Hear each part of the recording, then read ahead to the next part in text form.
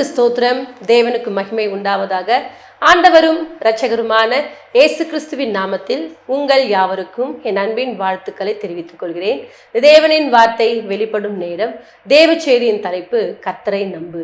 என் அன்பு சகோதரனே சகோதரியை, இன்றைக்கு கூட பாருங்க, நம் யாரை நம்ப வேண்டும் என்பதை குறித்து தான் நாம் பார்க்க போகிறோம்.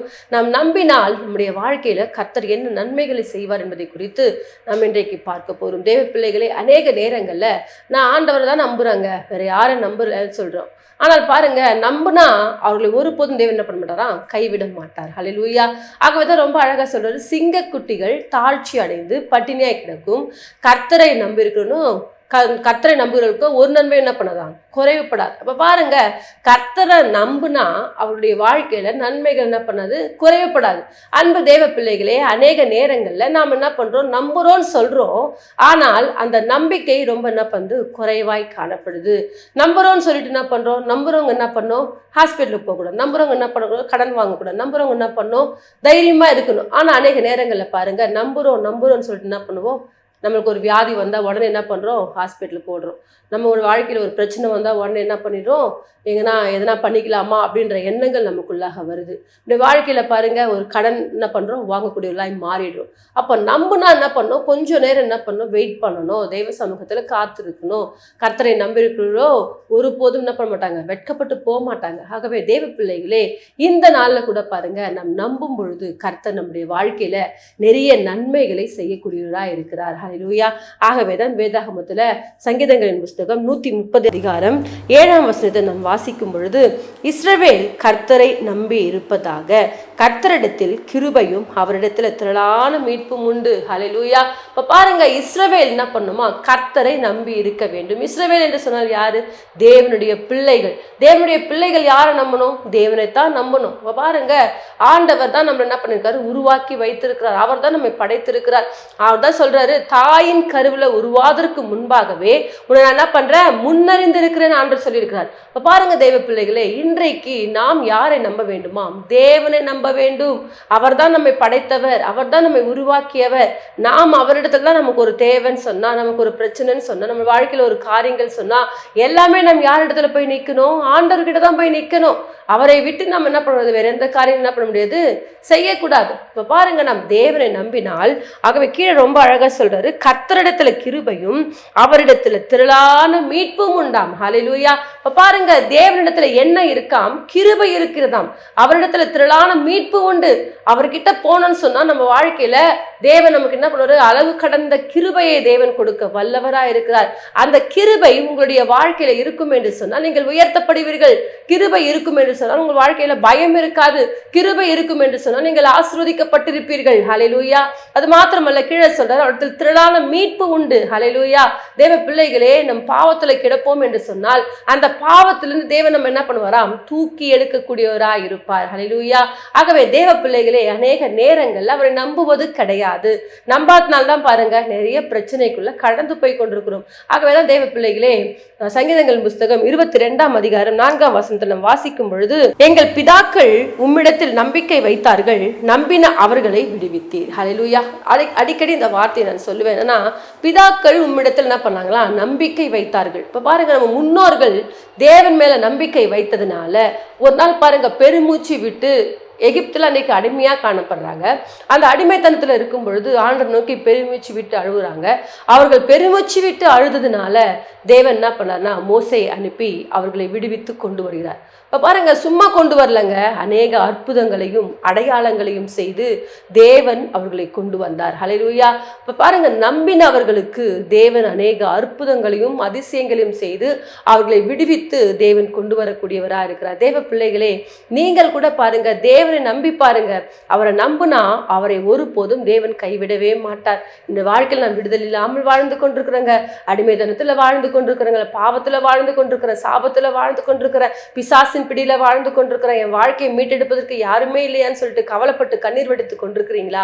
உங்களை பார்த்தா கர்த்தர் சொல்றாரு, பிதாக்கள் அவரை நம்பிக்கையா இருந்தார்கள். ஹல்லேலூயா. அவர் மேல நம்பிக்கையா இருந்தவர்களை தேவன் விடுவித்தார். நீங்கள் கூட பாருங்க, உங்க பிரச்சனை நேரத்துல தேவனை நம்புங்க, அவரை அவரை நம்பினால் கர்த்தர் உங்களுக்கு அற்புதங்களை செய்வார். அன்றைக்கு எகிப்திலிருந்து இஸ்ரவேல் கானான் தேசத்துக்கு வரணும்னு சொன்னா அவங்க என்ன பண்ணணும், செங்கடலை என்ன பண்ணணும், தாண்டி வரணும். அந்த செங்கடலை கூட கர்த்தர் 2ஆய் பிறந்தார். ஹல்லேலூயா. தேவ பிள்ளைகளே, நம்முடைய வாழ்க்கையில கூட பாருங்க, எப்பேற்பட்ட பிரச்சனைகளா இருந்தாலும் அந்த பிரச்சனைகள்ல இருந்து நம்ம விடுவித்து அவர் நம்மை கொண்டு வர வல்லவரா இருக்கிறார். ஹல்லேலூயா. ஆகவே தேவ பிள்ளைகளே, நீங்கள் அவரை நம்ப வேண்டும். அவரை நம்பினால் அவர்களை தேவன் கைவிட மாட்டார். ஹல்லேலூயா. அவர் பாருங்க, மோசே அன்றைக்கு யோசுவா கிட்ட கர்த்தர் சொல்றாரு, நான் மோசையோடு கூட இருந்தது போல நான் உன் கூடவும் இருப்பேன். உயிரோடு இருக்கும் நாளெல்லாம் ஒருவன் என்ன பண்ண மாட்டாங்க, உனக்கு முன்பாக எதிர்த்து நிற்பதில்லை, உன்னை விட்டு விலகுவதும் இல்லை, உன்னை கைவிடுவதும் இல்லை என்று சொன்னார். ஹல்லேலூயா. யோசுவா பயந்து கொண்டிருக்கும் பொழுது கர்த்தர் இப்படிப்பட்ட வார்த்தைகளை கொடுத்தார். அந்த வார்த்தையை மாத்திரம் யோசுவா என்ன பண்றாரு, பிடித்து கொண்டு கடந்து போய் கொண்டே இருக்கிறார். பாருங்க, அன்றைக்கு மோசை கூட எல்லாரும் என்ன பண்ணல, கீழ்ப்படியில அவரை கூட முறுமுறுத்தாங்க. ஆனால் யோசுவாவுக்கு விரோதமா ஒருத்தரும் வாய் பேச முடியாத அளவுக்கு கர்த்தர் மாற்றினார். காரணம் என்ன தெரியுங்களா? தேவன் ஒரு வார்த்தை சொன்னார்னா அந்த வார்த்தையை நம்புற பிள்ளைகளை தேவன் ஒருபோதும் கைவிடவே மாட்டார். தேவ பிள்ளைகளை, இன்றைக்கு நீங்கள் கூட பாருங்க, தேவனை உறுதியாய் பற்றி கொள்ளுங்க. அவர் வார்த்தையின் மேல நம்பிக்கைகளாய் மாறுங்க. அவரை நம்பும் பொழுது அவர் ஒருபோதும் உங்களை கைவிடவே மாட்டார். ஹல்லேலூயா. அன்றைக்கு பாருங்க, ஆபிரகாம் கிட்ட தேவன் சொல்றாரு, நீ உன் தேசத்தையும் உன் இனத்தையும் உன் தகப்பன் வீட்டையும் விட்டு புறப்பட்டு நான் உனக்கு காண்பிக்கும் தேசத்துக்கு போ என்று சொல்றார். இப்ப பாருங்க, ஆபிரகாம் அந்த வார்த்தையை பிடித்து கொண்டு அந்த வார்த்தையின் மேல நம்பிக்கை உடையவராய் அப்படியே கடந்து போறார். கடந்து போகும் பொழுது தேவன் அந்த மகனை, அந்த ஆஸ்தி பூமி தாங்க முடியாத அளவுக்கு கர்த்தர் ஆசீர்வதித்து ஆபிரகாமை தேவன் உயர்த்தினார். அது மாத்திரம் இல்லைங்க, பிள்ளையே இல்லை, ஆனா நம்பிக்கையோடு கூட தேவன் சொன்ன வார்த்தையை நம்பிக்கையோடு கூட பிடித்து கொண்டு இருந்தாரு. தேவன் 100 வயதுல பிள்ளையை கொடுத்து அவர் வாழ்க்கையை கர்த்தர் ஆசீர்வதித்தார்.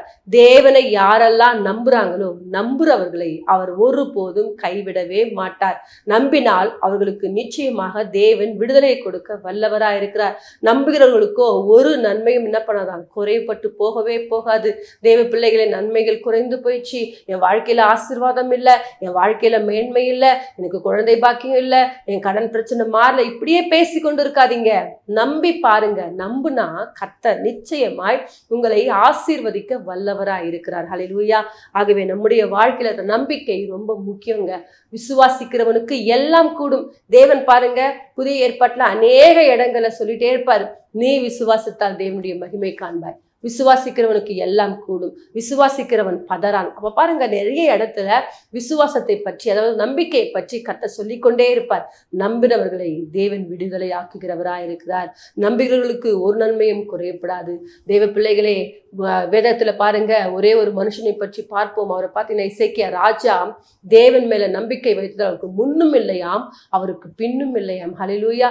3 நாட்களை நீங்க என்ன பண்ண போறீங்க, மரித்து போக போறீங்கன்னு சொல்லிட்டு ஏசாயா தீர்க்கதரிசனம் சொல்லும் பொழுது எசேக்கியா ராஜா பாருங்க, தேவ சமூகத்துல போயிட்டு, கர்த்தாவே, நான் உமக்கு முன்பாக உண்மையும் மன உத்தமமாய் நடந்து கொண்டேனே, ஒரு விசையா எனக்கு மனம் இறங்கும் என்று சொல்லி தேவனை நோக்கி வேண்டுதல் செய்த பொழுது தேவன் அந்த மகனுடைய ஜெபத்தை கேட்டு அந்த மகனுக்கு 15 ஆண்டுகளை தேவன் கூட்டி கொடுத்தார். தேவ பிள்ளைகளே, நம்பிக்கையோடு கூட நீங்கள் தேவ சமூகத்துல ஆண்டவர் நோக்கி பார்ப்பீங்கன்னு சொன்னா அவர்களை தேவன் ஒருபோதும் கைவிடவே மாட்டார். உங்களோடு கூட கர்த்தர் எப்பொழுதும் இருக்கிறவரா இருப்பார். இன்றைக்கு நம்புறது தாங்க நம்ம கொஞ்சம் கஷ்டமா இருக்கு. உண்மையா நம்பி பாருங்க. நம்ம அநேக நேரங்கள்ல பாருங்க, மனுஷன் ஒரு வார்த்தையை சொல்லிடக்கூடாது, உடனே என்ன பண்ணுவோம், அந்த வார்த்தையை 100 மடங்கு நம்புவோம். அதே போல பாருங்க, டாக்டர் ஒரு வார்த்தையை சொல்லிடக்கூடாது, அந்த வார்த்தையை அப்படியே பிடிச்சு கொண்டு இதை பண்ணாதாங்க இப்படி இருக்க முடியும் அப்படின்னு சொல்லி, அப்ப பாருங்க, இவங்க சொல்ற வார்த்தையெல்லாம் நம்புவோம். அதை நம்பினாலும் என்ன பண்றது இல்லை, அதுக்கு பலன் கிடைப்பது கிடையாது. ஆனால் தேவன் சொன்னார்னா 100 மடங்கு பலன். ஹல்லேலூயா. அன்றைக்கு ஈசாக்கு பாருங்க, அவர் இருக்கிற தேசத்துல பஞ்சம் வந்துச்சு. உடனே என்ன பண்றேன், எகிப்துக்கு கடந்து போறேன்னு சொல்லும் பொழுது ஆண்டவர் சொல்றாரு, நீ இங்கேயே இரு, நான் உன்னை ஆசீர்வதிப்பேன். ஹல்லேலூயா. தேசத்துல பஞ்சங்க, அவர் குடியிருக்கிற கேரளூர்ல பயங்கரமான பஞ்சம். ஆனா அந்த பஞ்சத்துல என்ன பண்றாரு, ஆண்டவர் நீ இங்க இருப்பா, நான் உன்னை ஆசீர்வதிக்கிறேன். ஹல்லேலூயா. அதே போல பாருங்க, ஈசாக்கும் அந்த வார்த்தையை நம்பி அப்படியே என்ன பண்றாரு, அதே ஊர்ல இருக்கிறாரு பாருங்க, அவர் விதைக்கிறாரு, 100 மடங்கு பலனை பார்க்கும்படிக்கு கர்த்தர் கிருபை செய்கிறார். அன்பு தேவ பிள்ளைகளே, தேவன் சொன்ன வார்த்தையை நீங்கள் நம்பி அதே இடத்துல இருந்து பாருங்களேன். இல்லைங்க, இந்த வீட்டுல இருந்தா எனக்கு ஒரே பிரச்சனையா இருக்கு, போராட்டமா இருக்கு, நான் இந்த வீட்டை விட்டு காலி பண்ணிட்டு போனாதாங்க, இந்த வீட்டை வித்துட்டு போனாதாங்க எனக்கு நிம்மதியா இருக்கும்னு சொல்லிட்டு நிறைய பேர் நீங்க நினைச்சு கொண்டிருக்கலாம். தேவ பிள்ளைகளே, நீங்க எந்த இடத்துல இருக்கிறீங்களோ அதே இடத்துல இருந்து பாருங்க. தேவன் உங்களை அதே இடத்துல ஆசீர்வதிக்க அவர் வல்லவரா இருக்கிறார். எத்தனையோ பிரச்சனைகள் வருந்தான், எத்தனையோ போராட்டங்கள் வருந்தான். அன்றைக்கு பாருங்க, ஈசாக்கு பல கிணறு தோண்டும் பொழுது ஃபர்ஸ்ட் என்ன பண்றாங்க, எதிர்க்கிறாங்க, ரெண்டாவது எதிர்க்கிறாங்க, ஏசேக்கு சித்தனா. அதுக்கப்புறம் பாருங்க, தேவன் பாருங்க, ஒரு ரெகோபத்தை தேவன் திறந்து கொடுத்தார். அன்பு தேவ பிள்ளைகளே, நம்முடைய வாழ்க்கையில கூட கர்த்தர் நமக்காக ரெகோபத்தை வைத்திருக்கிறார், நமக்காக திறந்த வாசலை கர்த்தர் வைத்திருக்கிறார். நீங்கள் கர்த்தர் சொன்ன வார்த்தையை மாத்திரம் நம்பி பாருங்கள். தேவன் நமக்கு ஒரு வார்த்தை சொன்னால் அது நிச்சயமாக தேவன் நிறைவேற்ற வல்லவராயிருக்கிறார். பிதாக்கள் உன் மீது நம்பிக்கை வைத்தார்கள், நம்பினா அவர்களை நீங்க என்ன பண்ணீங்க, விடுவித்தீங்க. நம்புனா அவர்களுக்கு நிச்சயமாக விடுதலை கிடைக்கும். நம்புனா அதே இடத்துல கர்த்தர் ஒரு ஆசீர்வாதத்தை கொடுக்க வல்லவராயிருக்கிறார். நீங்க இந்த வீட்டை விட்டு போனாதான் ஆசீர்வாதம் நினைச்சுட்டு இருப்பீங்க. இதே இடத்துல இருந்து பாருங்க, இந்த ஊர்ல இருந்து பாருங்க, கர்த்தர் உங்களை ஆசீர்வதிப்பார். இன்றைக்கு நிறைய பேர் பாருங்க, இந்த ஊரை விட்டு போனாதாங்க, இந்த வீட்டை விட்டு போனாதாங்க அப்படின்னு நினைச்சு கொண்டிருப்பீங்க. அப்படி இல்லைங்க. நீங்க எந்த இடத்துல இருந்தாலும் தேவன் உங்களை ஆசீர்வதிக்க வல்லவரா இருக்கிறார். ஒன்னும் இல்லைங்க, நம்பிக்கையை மாத்திரம் தளர விடாதீங்க, நம்பிக்கையில உறுதியா இருங்க. நம்பிக்கையில என்ன பண்ணுங்க, விசுவாசத்தோடு கூட நம்பிக்கையில விசுவாசமா இருங்க. தேவ பிள்ளைகளே, அநேக நேரங்கள்ல நம்பிக்கை வைப்பதில் நம்ம குறைவாய் காணப்படுறோம். ஆகவேதான் ஆசீர்வாதங்கள் கிடைப்பது கிடையாது. நம்பிக்கையில உறுதியா இருந்தா தேவன் நிச்சயமாக உங்களை ஆசீர்வதிக்க அவர் வல்லவரா இருக்கிறார். ஹல்லேலூயா. அன்றைக்கு பாருங்க, அன்னாள் தேவ சமூகத்துல போயிட்டு நான் அழுது ஜெபம் பண்ணா கண்டிப்பா என்ன பண்ணுவாரு, ஏசப்பா எனக்கு ஒரு பிள்ளையை கொடுப்பார் என்று சொல்லி தேவ சமூகத்துல போய் என்ன பண்ணாங்க, தன் இருதயத்தை எல்லாம் ஊற்றினாங்களாம். ஊற்றின பொழுது பாருங்க, சில நாள் சென்ற பின்பு அந்த மகள் கர்ப்பம் தரித்தாள். ஹல்லேலூயா. ஒரு பிள்ளை இல்லாத கஷ்டப்பட்டு கொண்டிருந்த மகள் தேவ சமூகத்துல போயிட்டு நம்பிக்கையோடு கண்ணீர் வடித்ததுனால 6 பிள்ளைகளை பெற்றெடுக்கும்படிக்கு தேவன் கிருபை செய்தார். அன்பு தேவ பிள்ளைகளே, நம்முடைய வாழ்க்கையில நம்பிக்கை நாம் யார் மேல வைத்திருக்கிறோம்? நம்பிக்கை உங்கள் தேவன் மேல வைங்க. நம்பிக்கையை மனிதர்கள் மேல வைத்துக்கொண்டு அழுது புலம்பிக் கொண்டு உக்காந்துட்டு இருக்காதீங்க. ஐயோ, என் கணவர் என்னை விட்டு போயிட்டாங்க, என் மனைவி என்னை விட்டு போயிட்டாங்க, என் பிள்ளைகள் என்னை விட்டு போயிட்டாங்க, இனி யார் என்ன நடத்துவாங்கன்னு சொல்லிட்டு கவலைப்படாதீங்க. உங்களுக்கு ஒரு தகப்பன் இருக்கிறார். ஹல்லேலூயா. நீங்களும் நானும் ஆராதிக்கிற தேவன் அவர் ஜீவனுள்ளவராய் இருக்கிறார். அவர் நேற்றும் இன்றும் என்றும் மாறாதவராய் இருக்கிறார். அவர் ஒருபோதும் தன்னை மாற்றிக்கொள்கிற தேவன் கிடையாது. ஹல்லேலூயா. பொய் சொல்ல தேவன் ஒரு மனிதன் அல்ல, மனம் மாற அவர் ஒரு மனுபுத்திரனும் அல்ல. ஹல்லேலூயா. ஆகவே தேவ பிள்ளைகளே, அவர் ஒருபோதும் பொய் சொல்ல மாட்டார், அவர் மனம் மாறவும் மாட்டார். அவர் சொன்னார்னா 100 மடங்கு அப்படியே நடக்கும். ஹல்லேலூயா. தேவ பிள்ளைகளே, நாம் ஒரு காரியத்தை செய்ய வேண்டும். தேவனை மாத்திரம் நம்பிக்கையோடு கூட பிடித்து கொள்ள வேண்டும். தாவீது அதான் சொல்றாரு, எனக்கோ உம்மை அண்டி கொண்டிருப்பதே நலம். ஹல்லேலூயா. இப்ப பாருங்க, தாவீதுக்கு எல்லா நேரங்களும் என்ன பண்றாரு, தேவனை மாத்திரம் தாங்க பற்றி கொள்றாரு. தாவீது ராஜாவுடைய வாழ்க்கையில எத்தனையோ பிரச்சனைகள் வந்தது. அந்த பிரச்சனைகள் மத்தியில யாரையும் சார்ந்து கொள்ளல, தேவனை மாத்திரம் சார்ந்து கொள்றாரு. ஆகவேதான் சங்கீதம் 23 நீங்க 1 முதல் 6 வசனங்களை வாசிப்பீங்கன்னு சொன்னா, கர்த்தர் என் மேய்ப்பராய் இருக்கிறார், நான் தாழ்ச்சி அடையேன். அவர் என்னை புல்லுள்ள இடங்களில் மேய்த்து அமர்ந்த தண்ணீர்கள் என்னை கொண்டு போய் விடுகிறார். அவர் என் ஆத்துமாவை தேற்றி தம்முடைய நாமத்து நிமித்த நீதியின் பாதையில் நடத்துகிறார் என்று சொல்லி தேவனுடைய வார்த்தைகளை சொல்லி தேவனுடைய நாமத்தை மகிமைப்படுத்துகிறார். ஹல்லேலூயா.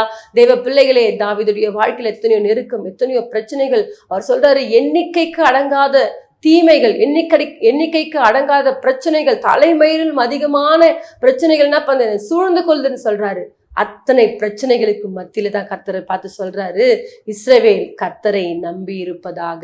ஹல்லேலூயா. அப்ப பாத்தீங்களா, அவருடைய வாழ்க்கையில என்ன துன்பங்கள் வந்தாலும், எத்தனை துயரங்கள் வந்தாலும், அதன் மத்தியில தேவனை மாத்திரம் நம்பிக்கையோடு கூட பற்றி கொண்டிருக்கிறார். அவர் பற்றி கொள்ளும் பொழுது தேவன் அவரை ஆசீர்வதித்தார். அதே தேவன் தான் இன்றைக்கு உங்க மத்தியில உலாவிக் கொண்டிருக்கிறார். நீங்கள் தேவன் மேல வைக்கிற நம்பிக்கையை மாத்திரம் கொஞ்சமா வைக்காதீங்க, அதை இன்னும் அதிகரித்து கொண்டிருங்க. ஹல்லேலூயா. தேவ பிள்ளைகளே, தேவனை நம்பினா அவர் ஒருபோதும் நம்மை கைவிடவே மாட்டார். ஆபிரகாம் நம்பினாரு, ஈசாக்கு நம்பினாரு, யாக்கோபு நம்பினாரு, யோசேப்பு நம்பினார். நம்ம முற்பிதாக்கள் எல்லாம் தேவனை நம்பினாங்க. நம்பினா அவர்களை நீர் விடுவித்தீர். அதே போல இன்றைக்கு கூட நீங்களும் தேவனை நம்பி பாருங்கள், அவரும் உங்களை விடுதலையாக்குவார். உங்க வாழ்க்கை நன்மைகளை செய்து உங்களை ஆசீர்வதிக்க தேவன் வல்லவரா இருக்கிறார். யாவரும் ஒரு சிறிய ஜெபத்தை ஏறெடுப்போம்.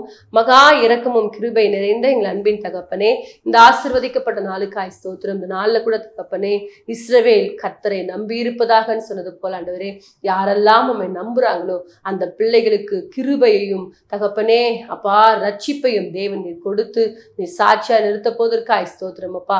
வெளியேற பெற்ற கரம் பிள்ளைகளோடு கூட இருக்கட்டும். எந்தெந்த காரியத்துல தேவனை நம்பிக்கொண்டிருக்கிறாங்களோ அந்த காரியங்கள்ல கர்த்தர் அற்புதங்களையும் அதிசயங்களையும் செய்து நீ சாட்சியா நிறுத்த போவதற்காய் ஸ்தோத்திரம் அப்பா. உங்க நாமத்துக்கே மகிமை வர பண்ணும் பெரிய காரியங்களை செய்யும் இயேசுவின் மூலமாய் ஜெபிக்கிறோம் எங்கள் ஜீவன நல்ல பிதாவே, ஆமென். கர்த்தர் தாமே உங்களை ஆசீர்வதிப்பாராக. God bless you.